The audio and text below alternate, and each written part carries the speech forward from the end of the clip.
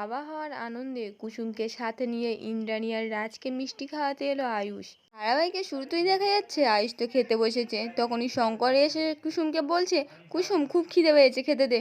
কুসুম তখন বলছে, 5 মিনিটেই দিচ্ছি, ভাত চাপিয়েছি তো, গরম গরম দিচ্ছি। শঙ্কর তখন বলছে, নিজের বরকে তো গুছিয়ে খেতে দিয়েছিস আর আমাকে বলছিস অপেক্ষা করতে। 2 পয়সা রোজগার করে না তো, তাহলে আমাকে দাঁড় করিয়ে রেখে ওকে খেতে দিচ্ছিস। আয়ুষ তো তখন খেতে খেতে হাত ধুয়ে উঠে পড়ে। কুসুম তখন আয়ুষকে বলছে, এটা আপনার খাবার, আপনি খাবেন। এই বলে তো শঙ্করকে বলছে, যে মানুষটাকে তুমি অপমান করছো উনি কিন্তু বড় সাহেব আর দেবীমার সন্তান হয়। তুমি ওকে কথায় কথায় কথা শোনাচ্ছ, খাবারে খোঁটা দিচ্ছ, এটা করা মানে কিন্তু ওনাদের অপমান করা। তাই ওনাকে অভুক্ত থাকতে বাধ্য করা, এতে কিন্তু অনেক বড় পাপ হবে বাবা।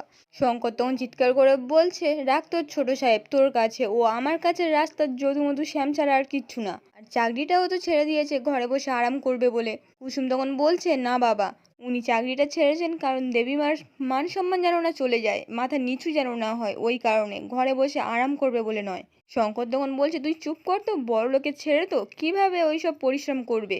তখনই শঙ্করের ফোন আসে। শঙ্কর ফোনটা তুলতেই ইন্দ্রাণী বলছে এখানে আসতে। শঙ্কর তখন ফোনটা কেটে দিয়ে ঘর থেকে বেরিয়ে যায়। এদিকে তখন শ্রেয়া তো রাস্তায় দাঁড়িয়ে দাঁড়িয়ে ঈশানকে ফোন করে। ঈশান তখন বলছে, তুমি কোথায় আছো বলো আমাকে, কেউ পাশে আছে যে তাকে আমি জিজ্ঞেস করব।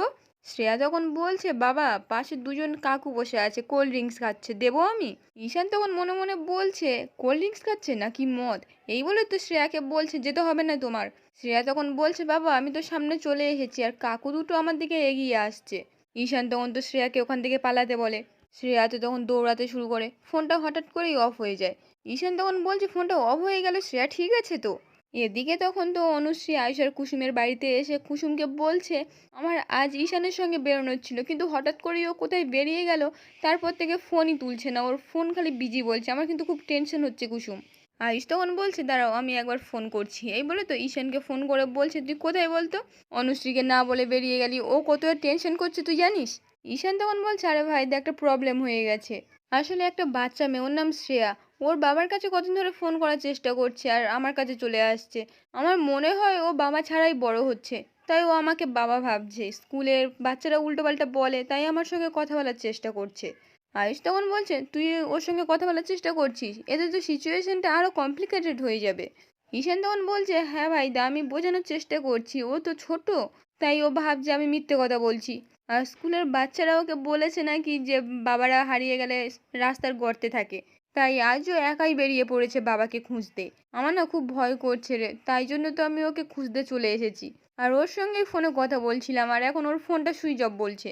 আয়ুষ তখন বলছে, এ তো বড় বিপদ হয়ে গেল, তুই তোর নাম ছেড়ে কিছুই জানিস না, তাহলে খুঁজে পাবে কি করে। ঈশান তখন বলছে, জানি না ভাইদা, কিন্তু ওকে খোঁজা আমি বন্ধ করব না। আয়ুষ তখন বলছে, ঠিক আছে দাঁড়া, চন্দননগর থানায় আমার কিছু লোকের সঙ্গে পরিচয় আছে, আমি ওদেরকে ফোন করে বলছি। ওর ফোন নাম্বারটা ট্র্যাক করে যদি ওকে খুঁজে পাওয়া যায় ওর বাড়িতে পৌঁছে দেবে। আর তুই তাড়াতাড়ি বাড়িতে ফিরে আয়, অনুশ্রী তোর জন্য অপেক্ষা করছে। এটা আমার অর্ডার, আর শ্রেয়ার নাম্বারটা আমাকে পাঠা। এই বলে তো ফোনটা কেটে দেয়। ঈশান তো তখন শ্রেয়ার নাম্বারটা পাঠিয়ে দেয় আয়ুষকে। তারপর একা একা বলছে, এভাবে শ্রেয়াকে না খুঁজেই বাড়িতে ফিরে যাব। অন্যদিকে দেখা যাচ্ছে কুসুম তো শঙ্করকে বলছে, এই মানুষটা নিজের রোজগারের টাকা এই বাড়িতেই খরচা করছে, যাতে তার স্ত্রী আর শ্বশুরমশাই ভালোভাবে থাকতে পারে। এই যে দুধ আটা সবজি এইসব কিন্তু উনিই কিনে এনেছেন। শঙ্কর তখন চিৎকার করে বলছে, কে আনতে বলেছে এখানে, বাড়িটা আমার, আমার টাকায় কেনা জিনিস আমি খাবো, তোর বরের টাকায় কেনা কোনো জিনিস আমি খাবো না। কুসুম তখন বলছে, গাঙ্গুলি পরিবারের ছেলের রোজগারের টাকায় যদি তোমার খেতে অসুবিধা থাকে, তাহলে এ বাড়িতে থাকাও তোমার উচিত না, কারণ এই ঘরটা গাঙ্গুলি পরিবারের মধ্যেই পড়ে। দেবীমা হয়তো এই ঘরটা তোমার নামে করে দিয়েছে, কিন্তু এই জমিটা গাঙ্গুলি পরিবারের মধ্যেই পড়ে। তুমি ছোট সাহেবকে মালিক নাই মানতে পারো, তাতে কিন্তু সত্যিটা বদলে যায় না বাবা। উনি আমার দেবীমা ইন্দ্রাণী গাঙ্গুলির ছেলে। এই বাড়ির ওপর ইট কাঠ পাথরের ওপর যতটা অধিকার আগে ছিল এখনো থাকবে। শঙ্কর তখন চিৎকার করে বলছে, থাক তোরা তোদের মতো, আমার কিচ্ছু লাগবে না, তোদের কোনো জিনিসও লাগবে না, আর আমি নিজেই রান্না করে খাবো। আর চোখের সামনে থেকে এসব সরা, দয়ার দানগুলো। এই বলে তো ফেলে দিতে যাবে, তখনই কুসুম ধরে নিয়ে বলছে, না বাবা, তোমাকে অন্যের অপমান আমি করতে দেবো না। আয়ুষ তখন চিৎকার করে বলছে, তোমরা একটু চুপ করো না। আর কুসুম, আমি তো তোমাকে বলেছিলাম এইসব জিনিসপত্র এখানে না আনতে, আর আমি কি কিনছি না কিনছি শঙ্কর কাকাতে না জানাতে, তাহলে তুমি জানালে কেন। সেই মুহূর্তে গাঙ্গুলি বাড়ি থেকে একটা কাজের মেয়ে এসে শঙ্করকে বলছে, শঙ্কর কাকা, ম্যাডাম মিটিংয়ে বেরোবেন, আপনাকে ডাকছে। এই বলে তো চলে যায়। শঙ্করও পেছন পেছন চলে যায়। কুসুম তখন আয়ুষকে বলছে, আপনার কফিটা তো ঠান্ডা হয়ে গেছে, আপনি বসুন, আমি গরম করে নিয়ে আসছি। এই বলে তো ওখান থেকে চলে যায়। অন্যদিকে দেখা যাচ্ছে শঙ্কর তো গাড়ির কাছে দাঁড়িয়ে কুসুমের কথাগুলো ভাবছিল। ভাবতে ভাবতে হঠাৎ করেই মাটিতে পড়ে গিয়ে ছটকাতে শুরু করে। ইন্দ্রাণী তখন গাড়ি থেকে নেমে এসে চিৎকার করে ঈশান আর রাজকে ডাকে। কুসুম তখন ইন্দ্রাণীর গলাটা শুনতে পেয়ে বলছে, দেবীমা ডাকছে না? এই বলে তো সকলে মিলে দৌড়ে আসে। অনুশ্রী তখন ইন্দ্রাণীকে বলছে, আপনি তাড়াতাড়ি ডাক্তারকে ফোন করুন। ইন্দ্রাণী তখন ডাক্তারকে ফোন করে তাড়াতাড়ি আসতে বলে। আয়ুষ আর ঈশান তো ধরে শঙ্করকে ভেতরে নিয়ে যায়। ডাক্তার এসে শঙ্করকে দেখে রাজকে বলছে, পেশেন্টের সম্ভবত মৃগী বা অ্যাটালফসের সমস্যা হয়েছিল। এর আগে কি কখনো এমন হয়েছিল? কুসুম তখন বলছে, না ডাক্তারবাবু, বাবার এরকম কোনো রোগ নেই। ডাক্তার তখন বলছে, কিন্তু সিমটম তো সেরকমই বলছে, আর যতদিন না রিপোর্ট আসছে, টেস্ট করা হচ্ছে, ততদিন পর্যন্ত ওনার খেয়াল রাখতে হবে। কোনো ভারী কাজ করতে দেওয়া যাবে না, আর গাড়ি তো একদমই চালাতে দেওয়া যাবে না, না হলে কিন্তু আবার যে কোনো সময় অ্যাটাক হতে পারে। খুব রিস্কি কিন্তু ব্যাপারটা। আপনারা তাড়াতাড়ি ওষুধগুলো নিয়ে আসুন আর টেস্ট করান, আর সেই সঙ্গে খেয়াল রাখবেন উনি যেন সব ওষুধগুলো খান আর রেস্ট করেন। ইন্দ্রাণী তখন ডাক্তারকে বলছে, আপনি একদম টেনশন করবেন না, সব রকম খেয়াল রাখা হবে, আর কোনো ট্রিটমেন্টের কোনো রকম আমি সমস্যা হতে দেবো না। ও আমার বাড়ির একজন। এই বলে তো ওখান থেকে চলে যায়। আর ঈশান তখন ডাক্তারকে দিতে চলে যায়। এরপর বেশ কিছুক্ষণ সময়ও কেটে যায়। এদিকে তখন ইন্দ্রাণী তো ড্রাইভারের জন্য দাঁড়িয়ে আছে। তখনই রাজ এসে ইন্দ্রাণীকে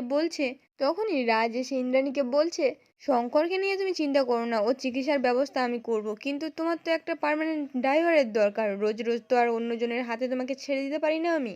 ইন্দ্রাণী তখন বলছে, ঠিক আছে, তুমি সেটা পরে দেখো, কিন্তু এখন একটা সেন্টার থেকে ড্রাইভার নিয়ে এসো, আমার দেরি হয়ে যাচ্ছে রাজ। এই বলে তো ওখান থেকে চলে যায়। রাজ তখন একা একা বলছে, এখন তো আমার একটা লোকেরই কথা মাথায় আসছে। এদিকে তখন তো ইন্দ্রাণী অপেক্ষা করছিল রাজ কখন ডাকবে, আর টেনশনও করছিল এত তাড়াতাড়ি কিভাবে ড্রাইভার জোগাড় করবে। তখনই একজন কাজের লোক এসে ইন্দ্রাণীকে বলছে, ম্যাডাম, বড় সাহেব আপনাকে ডাকছে, ড্রাইভারের ব্যবস্থা হয়ে গেছে। এদিকে তখন আয়ুষ তো পেছন ভাই দাঁড়িয়েছিল ড্রাইভারের ড্রেস পরে। তখনই ইন্দ্রাণী এসে বলছে, ভাই তাড়াতাড়ি চলো, আমার অনেক দেরি হয়ে গেছে। এই বলে তো গাড়িতে উঠে যায়। তারপর বলছে, ভাই চলো, নাম কি তোমার? আয়ুষ তো তখন গাড়িতে উঠে বলছে, আমার নাম আয়ুষ্মান। ইন্দ্রাণী তো তখন রেগে মেগে গাড়ি থেকে নেমে চলে যাচ্ছিল। তখনই আয়ুষ তাড়াহুড়ো করে নেমে বলছে, মা কি হয়েছে? ইন্দ্রাণী তখন রাগি রাগি গলায় বলছে, কেন বুঝতে পারছো না তুমি? উপর চালে কি করছো আমার সাথে? আয়ুষ তখন বলছে, উপচাই করছি না মা, আমি জানি তোমার মিটিংয়ের দেরি হয়ে যাচ্ছে, আর তুমি টাইম মেনটেন করো। শঙ্কর কাকা যতদিন না সুস্থ হচ্ছে আমি তোমার ড্রাইভারগিরি করবো মা। ইন্দ্রাণী তো তখন বলছে, আর তুমি করবে না, আমি তোমার সঙ্গে কোথাও যাব না। আয়ুষ তখন বলছে, আমি জানি মা, আমি তোমার ড্রাইভার নই, ড্রাইভারের জামাই। তোমার জীবন থেকে আমাকে সরিয়ে দিয়েছো, তাই এই মুহূর্তে তোমার জীবনে ড্রাইভারের জামাই হওয়া ছাড়া আর তো কোনো জায়গা নেই। আর আমাদের গাঙ্গুলি পরিবারের তো একটা নিয়ম রয়েছে, কোনো স্টাফ যদি কাজ করতে না পারে তার আত্মীয়রা সেই জায়গাটা নিতে পারে মা। আমাকে বরং কাকার জায়গায় সেই কাজটা করার সুযোগ দাও।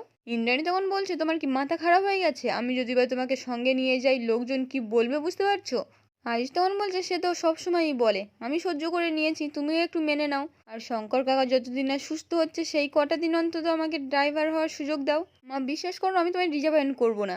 ইন্দ্রাণী তখন চিৎকার করে বলছে, আরে না, আমি যাব না তোমার সঙ্গে। এই বলে তো চলে যাচ্ছিল।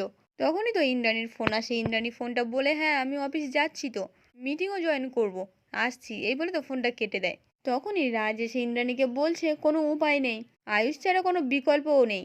আমি সব কটা এজেন্সিকে ফোন করেছিলাম, ওরা কেউ কোনো ড্রাইভার প্রোভাইড করতে পারছে না।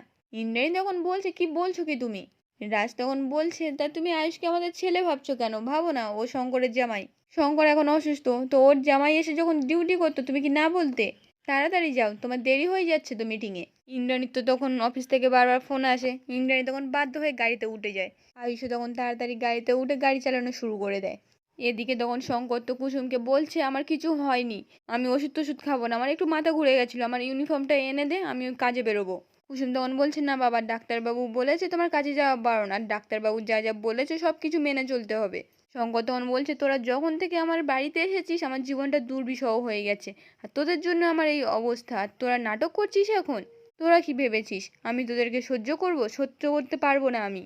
কুসুম তখন মনে মনে বলছে, আমি জানি বাবা এগুলো মন থেকে বলছে না, দেবীমা যেমন কষ্ট পেয়েছে বাবাও তেমন আঘাত পেয়েছে, তাই রাগের মাথায় কথা শোনাচ্ছে বাবা, তাই আমার মন খারাপ করলে চলবে না। এই বলে তো শঙ্করকে বলছে, তুমি বিশ্রাম নাও, আমি তোমার খাবার নিয়ে আসছি। সেই মুহূর্তে রাজ ওখানে আসে। শঙ্কর তখন বলছে, বড় সাহেব, আমি বুঝতে পারিনি কিভাবে আমার মাথাটা ঘুরে গেল, কর্তামাকে কে গাড়ি চালিয়ে নিয়ে গেল? রাজ তখন বলছে, তোমার জামাই গাড়ি চালিয়ে নিয়ে গেছে। শঙ্কর তো তখন অবাক হয়ে বলছে, আমার জায়গায় আয়ুষ বাবা গাড়ি চালিয়ে নিয়ে গেছে? কুসুম তো তখন মনে মনে বলছে প্রথমে ডেলিভারি বয়ের কাজ, তারপর ড্রাইভার, আমার জন্য আর কত কষ্ট করতে হবে ঠাকুর। এই ভেবে তো খুব মন খারাপ হয়ে যায়। আজকের পর্বটি এখানেই শেষ হয়ে যায়। কেমন লাগলো কমেন্টে জানাতে ভুলবেন না।